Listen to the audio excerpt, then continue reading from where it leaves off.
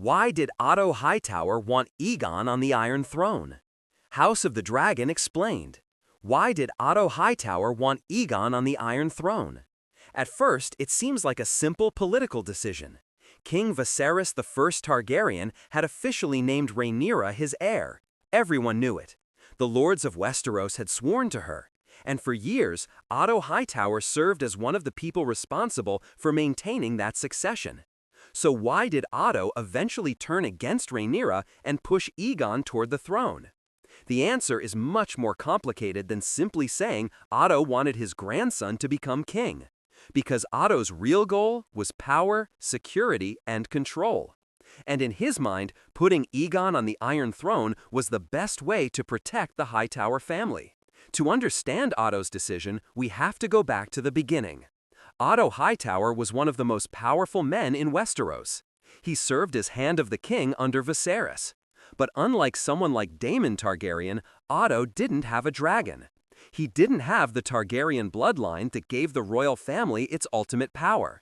So Otto's influence came from something else: politics, information, marriage, and carefully building relationships around the throne. His daughter, Alicent Hightower, eventually became Viserys' second wife, and that marriage completely changed the position of House Hightower. Alicent gave Viserys several children. Most importantly for Otto's political ambitions, she gave him sons, including Aegon. And once Aegon was born, the question of succession became much more complicated. Viserys had already named Rhaenyra his heir, but now there was a male Targaryen prince.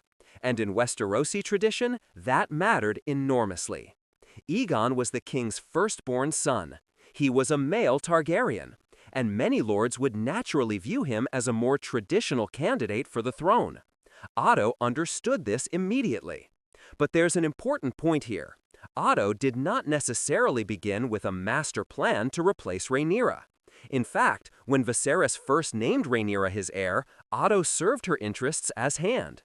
The relationship between Otto and Rhaenyra became increasingly hostile over time. And a major turning point came when Rhaenyra's relationship with Daemon became a political problem. Otto believed Daemon was dangerous.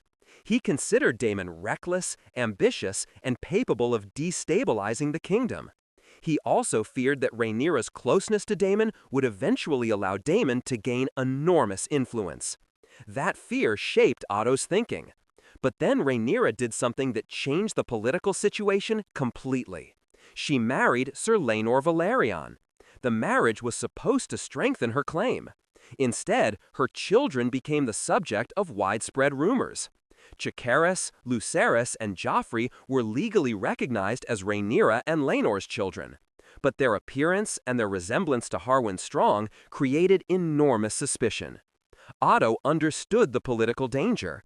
If Rhaenyra became queen and her children were believed to be illegitimate, then the succession could become a disaster.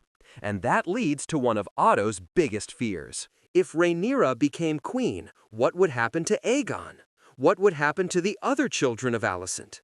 Would Rhaenyra allow them to remain powerful? Would Daemon allow them to remain alive? Otto believed the answer could be no. And this is where his argument became increasingly ruthless. Otto warned Alicent that Rhaenyra could eventually see Aegon as a threat.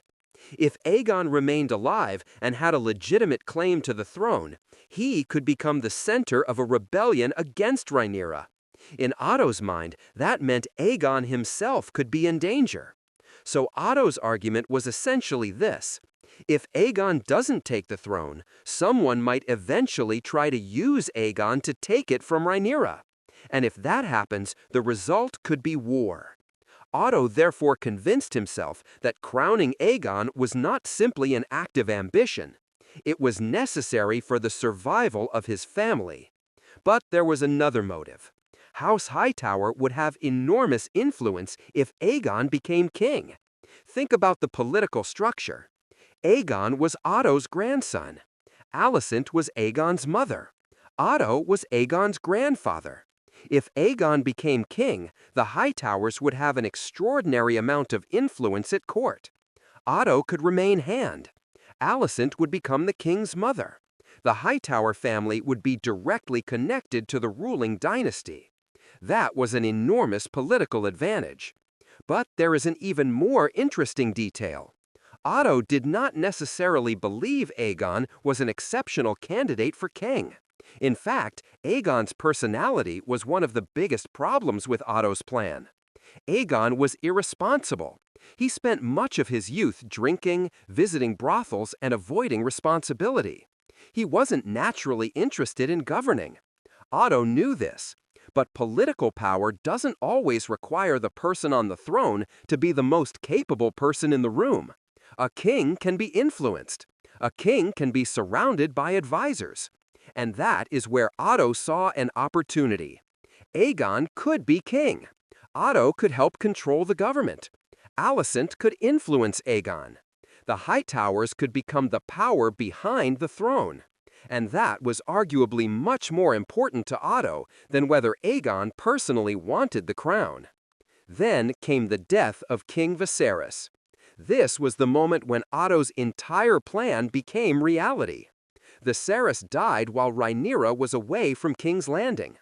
The Greens immediately began discussing what to do next.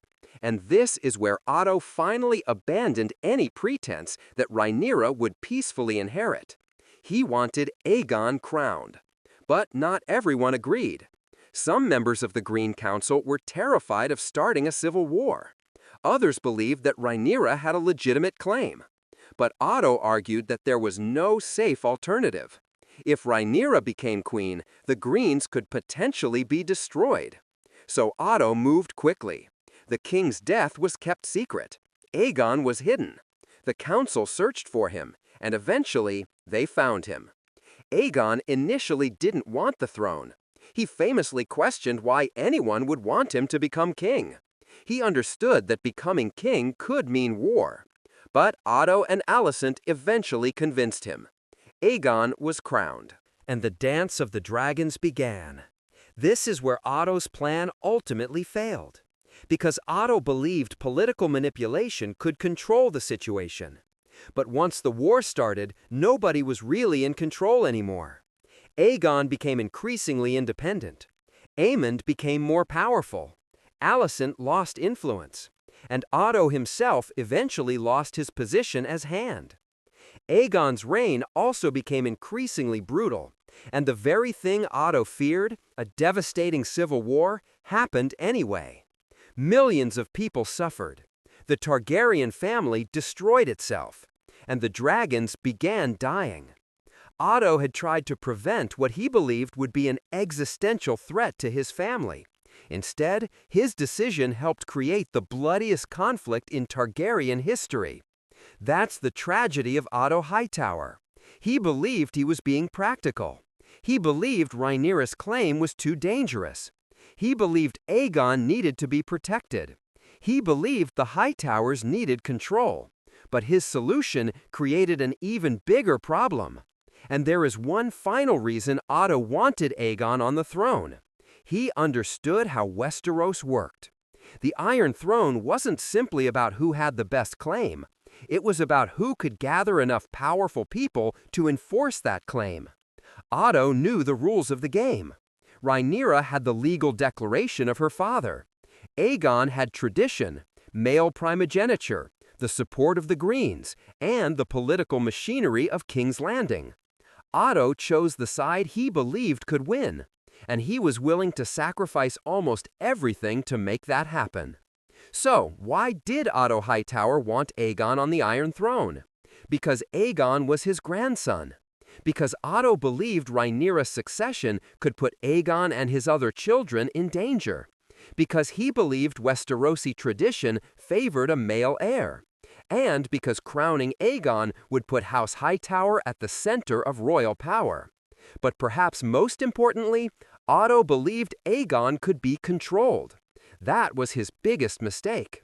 Aegon wasn't the puppet Otto expected. Alicent wasn't able to control the war, and the Greens couldn't control the consequences of their decision. Otto thought he was protecting his family. Instead, he helped destroy it. He thought placing Aegon on the Iron Throne would secure the future, Instead, it helped ignite the dance of the dragons. And that's why Otto Hightower is such an important character in House of the Dragon. He didn't start the war because he simply hated Rhaenyra. He started moving against her because he believed power had to be controlled before it could become a threat. But in Westeros, the moment you start playing the game of succession, you can never be completely certain where the pieces will end up. Otto wanted Aegon to sit on the Iron Throne. He got exactly what he wanted, and ultimately it cost the Targaryens and the Hightowers far more than he ever expected.